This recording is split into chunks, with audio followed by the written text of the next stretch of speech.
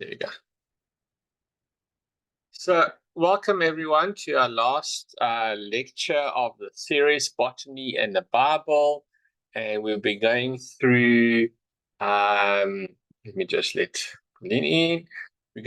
We've been going through different trees, looking at different trees and how relevant they are.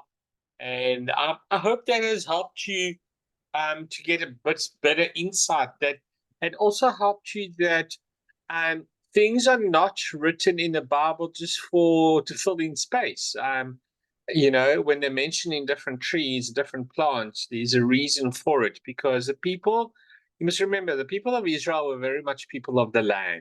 They were wandering around. They were a lot of busy with agriculture. They knew the trees, they knew the plants, they knew the fruits, they knew the stuff of the land, they worked of the land. So when the Lord uses, both in the Old Testament, the New Testament, uses um, trees and plants and flowers and so on, there's a reason behind it, every one of them. And I mean, we really just touched the top of the crop. I mean, I was asked from one of the people in my church who's doing this series about the pomegranate. And of course, yes, the pomegranate is great. The Palm Sunday is coming up, and there is the palms are also important. The shape of the palm, the spine is always shaped in a way that it almost bows down. And if you think about the way the people were shaking the palms towards Jesus, almost even the plant was worshiping Jesus. Pomegranate, on top of the pomegranate, it looks like a crown, and the pomegranate is known as a king of the fruits. And obviously symbolizes prosperity because of all the seeds that are in there. So we literally in this series touched on few of the trees, and we mentioned trees in particular. So in our last lecture, I talked about a tree that very few people know about, the adat tree, and the bramble bush bush tree, and we're going to talk about similar tree that doesn't show up too many places in the scripture. It's called the rotum or the broom tree, and it shows up in just a handful of places, but where it does show up, packs a huge punch, I believe. So probably the best way to get into this tree is to just start with the question: when was the last time you experienced whiplash of the soul? Okay, whiplash of the soul. And I'll explain what I mean by that.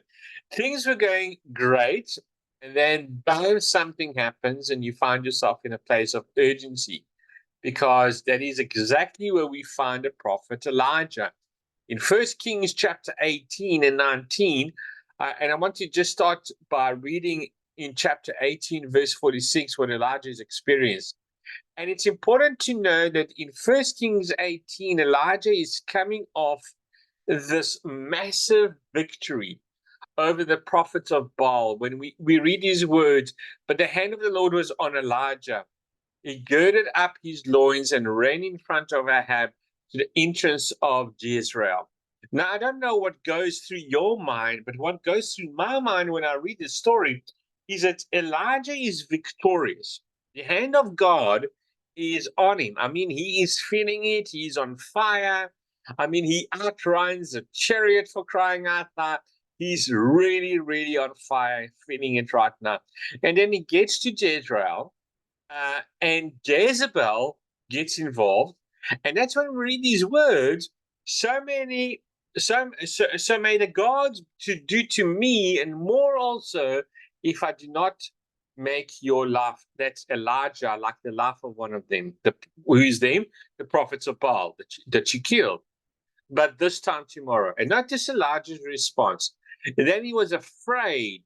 He got up and fled by his life and came to Beersheba, which belongs to Judah, and he left his servant there. I mean, here we had this amazing victory over the prophets of Baal, this amazing spiritual experience of God answering his prayer.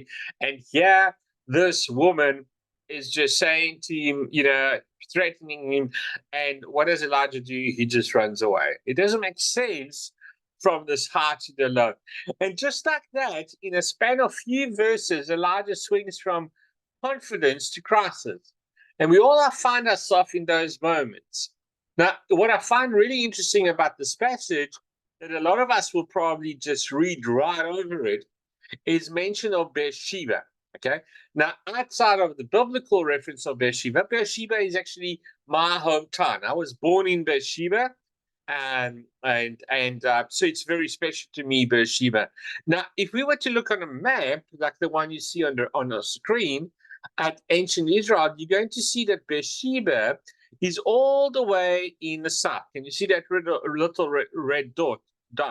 It's actually in a region known as the biblical Negev, part of the Negev desert, and it's one of the few east-west corridors through this kind of a country. What I mean by a corridor, let me just quickly draw it for you. So basically, you get the mountains, the Judean mountains running, and then you get this very, very low. It's coming right down. The Dead Sea is 400 meters below sea level. So it comes right down. You go this corridor, and then you get this Sinai Peninsula, this slice over here.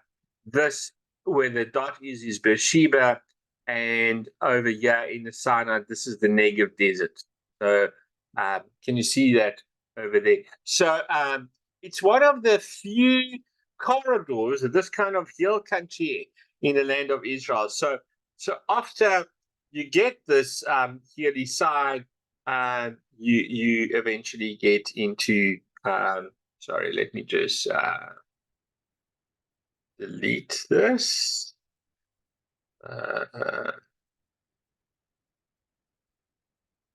Yeah. Okay. All right. Let's move to the next slide.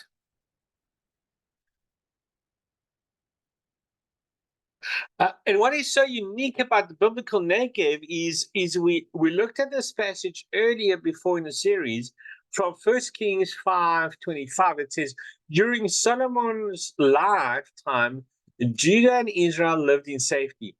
From Dan, let me just let one of our students in, from Dan to Beersheba, all under the vines and the fig trees. Remember that part of scripture?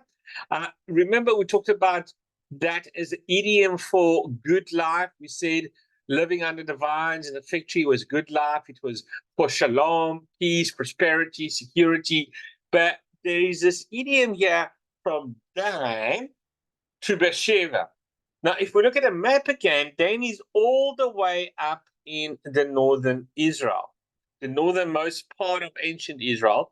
And Beersheba is, in the biblical Negev, is the last inhabitable region in the southern Israel. So if you say from Dan to Beersheba, is to say from all the way in the north to all the way in the south.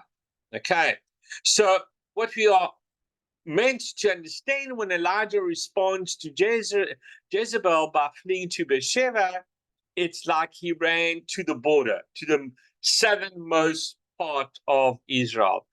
And that's where we find Elijah. And this is where Elijah has his encounter with this rotem, with this broom bush or broom tree.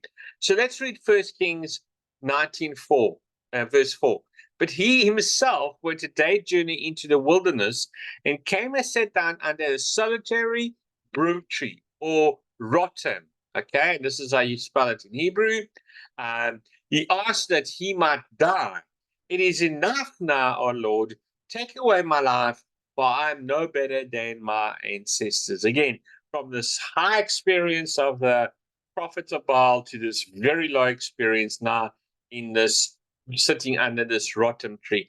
Now, this is a picture of a rotem.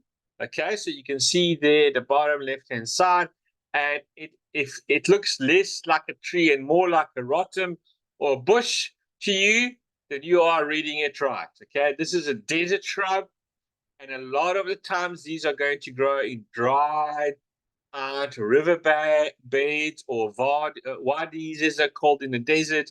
And you might see a couple of them here or there, but in the springtime, the bloom and they give off these beautiful white fragrance. And you can see that other picture on the right with against some of the rocks there. There's beautiful white fragrant flowers. So you'll be in a desert and it's just like this explosion of white color and this beautiful fragrance coming out. And you can actually hear the bees buzzing around the flowers, trying to pollinate them. So it's very, very beautiful.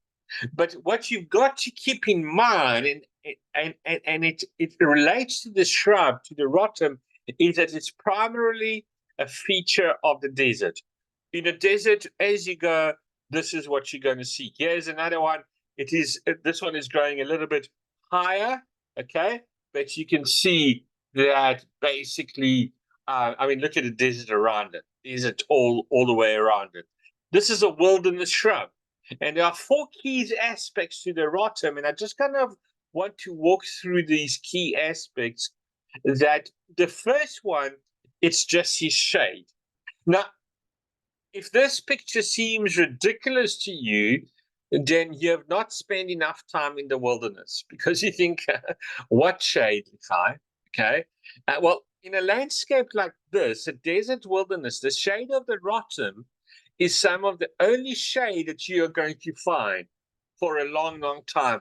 And so that shade just is like a lifeline in a desert landscape. Okay. But also you can see here, its branches are really wispy and it's sort of like almost like strings, and there's a mishmash. It's like if there is a breeze, which sometimes there is a breeze in the desert, especially later in the evening, it blows right through the tree. Okay, it's not like this big, thick trunk bark like the one of the olive tree. You can see these spaces in between, and the tree doesn't obstruct the breeze. And actually, the way it's shaped, it tends to be a little wider at the top and opens up. So again, if you look at that previous picture, you can see it sort of goes upwards and sideways. And actually, the way it's shaped, it tends to be a little wider at the top, as I said, and open it at the bottom, so you can sit under it, get the shade that it provides, because it might be the only shade that you will find in the desert, but you also get the breeze that blows through the tree. And it's just a delight if you are in the wilderness landscape having that breeze. Another element to this tree is its call, or its ambers. In fact, if you look into the Jerusalem Talmud, and remember we spoke in earlier lectures that the Talmud was basically your interpretation of the first 5 books of the Old Testament, you find a line like this. It says, one may assume with regards to all other ambers that once they are extinguished on the outside, the same is true on the inside. But rotum, and actually mentioning it by name, by rotum ambers, though they're extinguished on the outside, still are not extinguished on the inside. So there was something about the coals that were special if you were burning a rotum tree, if you were burning some of the twigs from this tree. So they burn faster, they burn hotter, they burn longer than anything else. And this actually helps explain one of the other places that we see the rotum show up in the Hebrew scripture, which is in Psalm 120, verse 4. And it's a context that's talking about a deceitful tongue, somebody who's using their tongue to cause pain and harm. And the text reads, a warrior sharp arrows with the glowing coals of what? The broom tree, or the rotten tree. So there is a mention here again that the broom tree Once it burns, or the rotten tree, once it burns, then the coals are much glowing for a longer time. Well, why would it be important to specify that? We understand that a sharp arrow hurts. Why the mention of the broom tree or the rotten? Because those embers are so hot they don't extinguish easily. It's like they burn forever. And the psalmist is saying that's what harmful words, deceitful words are like. They just keep on burning. I mean, you can apologize for it, but once you said that horrible word, it stays, especially with the person that you said the words against. Okay. So the psalmist is trying to explain that just like the broom tree, if it gets burnt, and the coal, the amber stays longer, so are the hurtful words are like just like that. So you've got the shade we said about the rotten tree. You've got the breeze. You've got these glowing embers. And there's one other just really fascinating and kind of bizarre element to this tree. And that has to do with its branches. Now, before we go there, are there any questions, guys?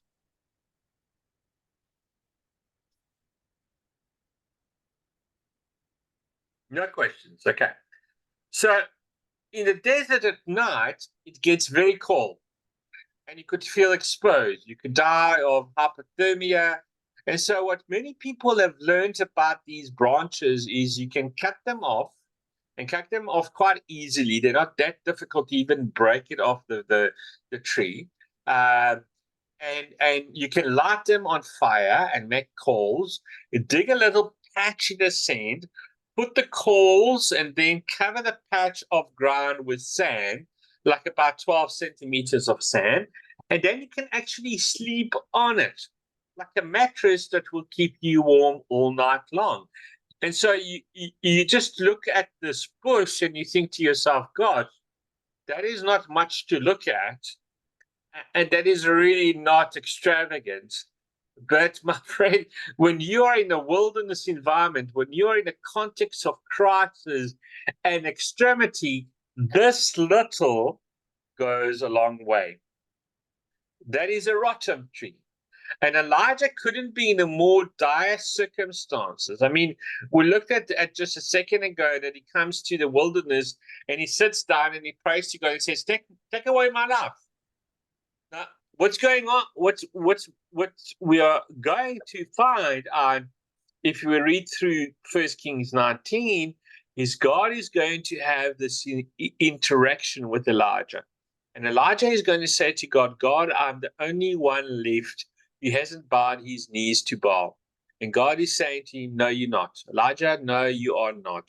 There are thousands of others who have it as well. And so I'm just waiting for God to see Elijah here in the desert praying for his life to be taken away, and for God to say, stop being such a martyr. Pull yourself up, get out of there. You are not the only one. And that's not what God does. What God does, he has him lie down under the broom tree, and then he wakes him up in the morning, and instead of scolding him, instead of saying, come on, I mean, stop complaining, Elijah, he serves him breakfast. He says, Elijah, get up and eat. It's like in these moment of crisis, God sees him and says, I know that this is hard for you. I want to give you what you need. And here's what's cool about this whole thing. This is not the first time that this has happened under the rotten broom tree. Because if you look back into Genesis chapter 21, there's a story with a woman by the name of Hagar. We know Hagar. Hagar was an Egyptian servant of Sarah, Abraham's wife. And if you remember, Sarah gives her Hagar to Abraham because she's childless. Hagar becomes his concubine. Hagar kind of conceives and gives birth to the son Ishmael. Well, later in the story, Sarah becomes pregnant, and now there's this animosity.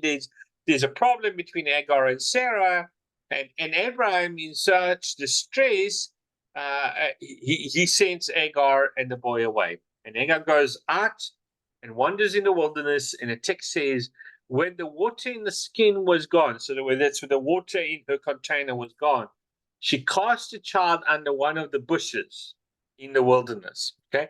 Now it doesn't say which bush, but it says one of the bushes. Okay.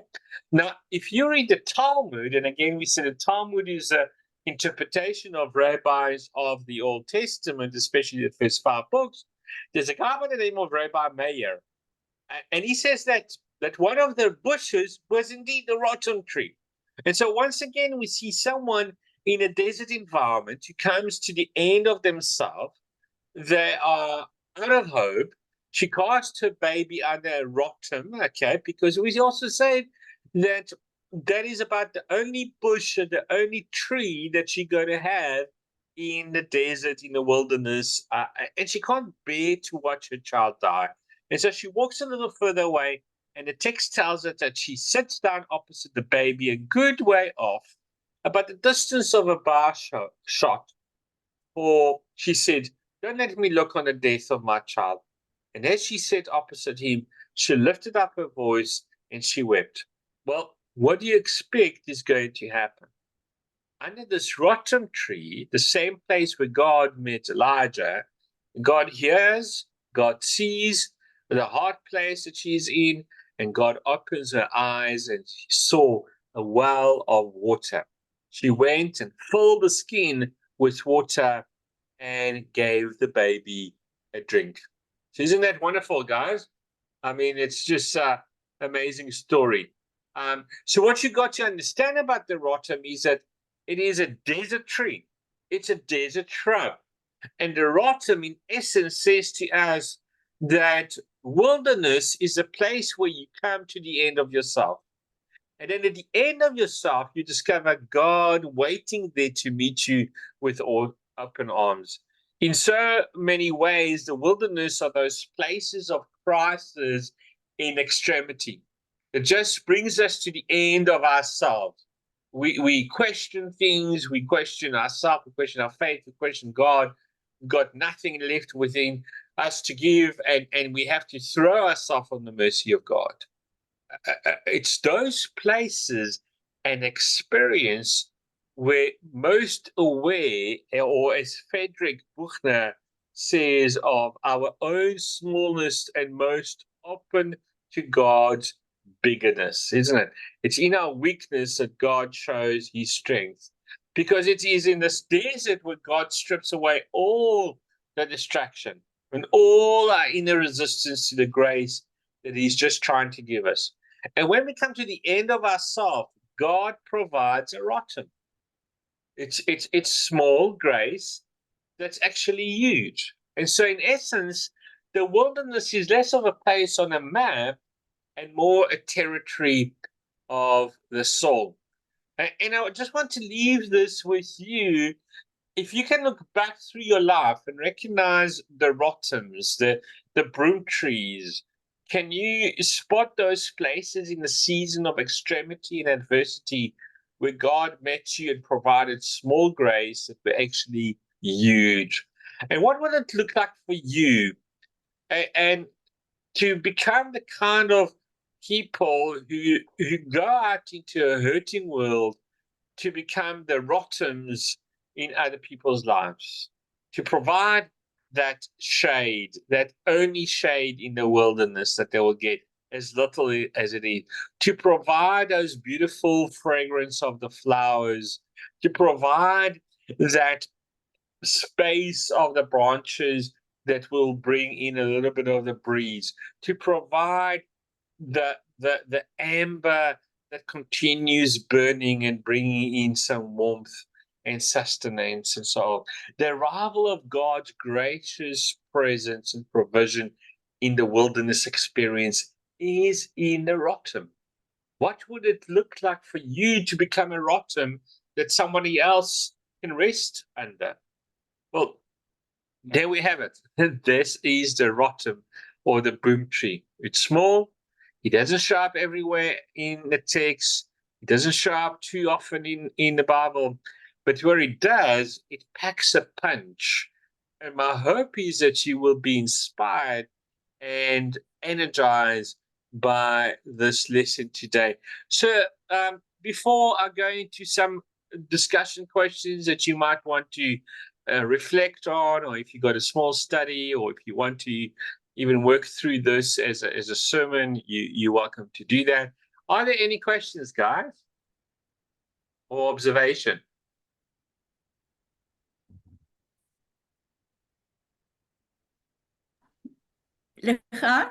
I was wondering now, when they were doing a sacrificial offering, I was thinking of Moses. No, not Moses. Abraham. Yeah, taking up Isaac. That's right. No, yeah. Would they have used the rotum then, maybe? Most likely, because if you think about it, if you read that scripture carefully again, it says that Isaac says, "I have the fire." Okay.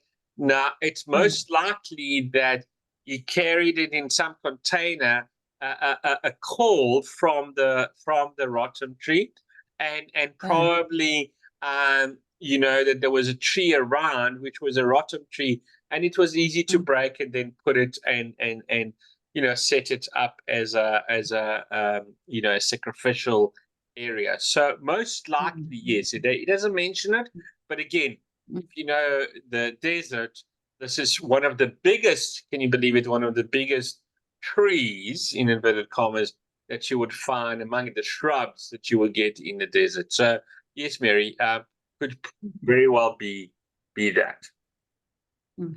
Anyone else? Observations or? Very good, Chai.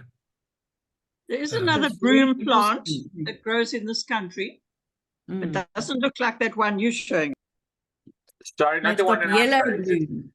Gaynor, is it bigger? Is it where does it normally grow? It actually says it can grow to 6 meters, but it's got latex in its leaves, and they're very thin leaves. Okay. With a yellow blossom. Yes, with yellow blossoms. Really? Pretty, Okay. but it apparently grows mostly in Europe. It's native to Europe, not South Africa. Yes, yeah. Okay. But it doesn't look like that broom in Israel. No. Yeah. I think, that's good to know. I think it's normally a taller, narrower tree. There wouldn't be much shade, if I recall correctly. So more like a poplar tree? But not as tall. Not as tall. No, also, so I'm thinking sort of my height, perhaps, but as I say, thinner than that, and it wouldn't give you shade. So it sort of grows up rather than Okay. Yes. Okay. But yellow flowers. Okay, yellow flowers. Okay. Very interesting. All right, guys. So let's just go through some of the discussion questions. What was your biggest takeaway from the teaching?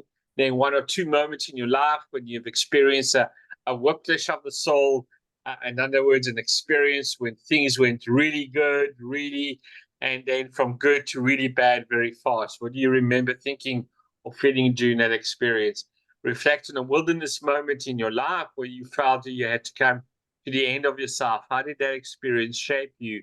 And then what have been some of the rotten trees in your life? Think of the small graces that were actually huge.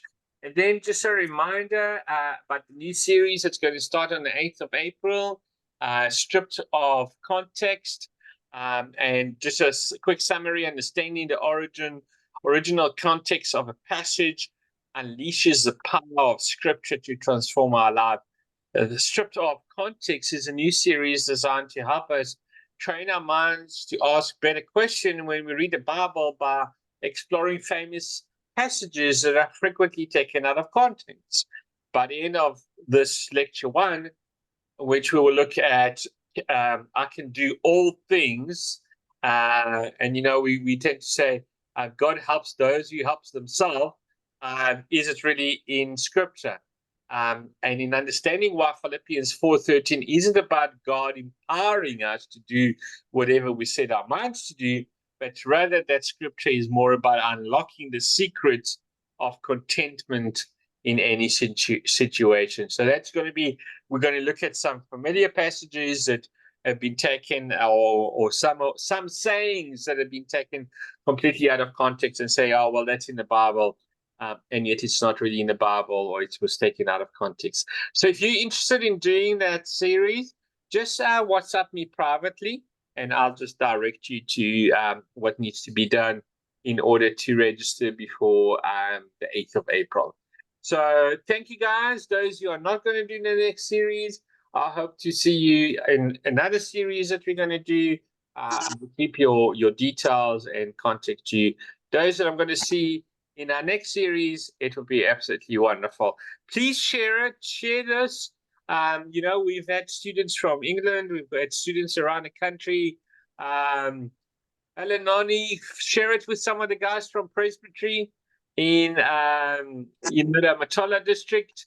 They might be, keen just as you've been. And thank you for joining me, and hope to see you guys sometime soon. So God bless, and I will be sending the recording and the notes as I always do. Thank you. Thank you.